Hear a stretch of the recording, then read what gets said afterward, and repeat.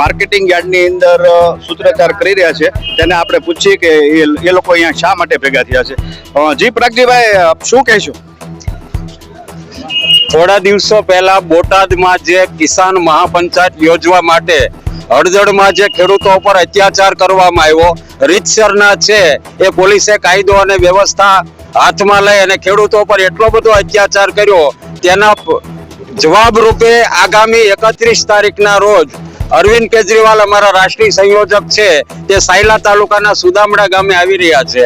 તો તેના પ્રચાર અર્થે અને દરેક માર્કેટિંગ યાર્ડોમાં કેવી રીતભાત અપનાવાય છે, અન્યાય થાય છે, ખેડૂતો સાથે કેવી રીતે હરાજી કરવામાં આવે છે, તેને કોઈ નુકસાન થાય છે, વેપારીઓનું વલણ શું છે, ખેડૂતોમાં કેટલો અસંતોષ છે અને ખેડૂતો પોતાના સ્વખર્ચે સુદામડા પહોંચે તેવા પ્રચાર અર્થે આજે અમે છે એ માર્કેટિંગ યાર્ડમાં આવ્યા છીએ.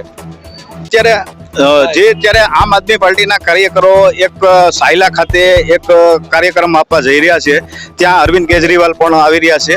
એના માટે આમ આદમી પાર્ટીના કાર્યકરો ખેડૂતની જાગૃતતા ફેલાવવા માટે અને ખેડૂતની અંદર એને સારો ભાવ મળી રહે એટલા માટે આમ આદમી પાર્ટીના કાર્યકરો એક લડત ચલાવી રહ્યા છે.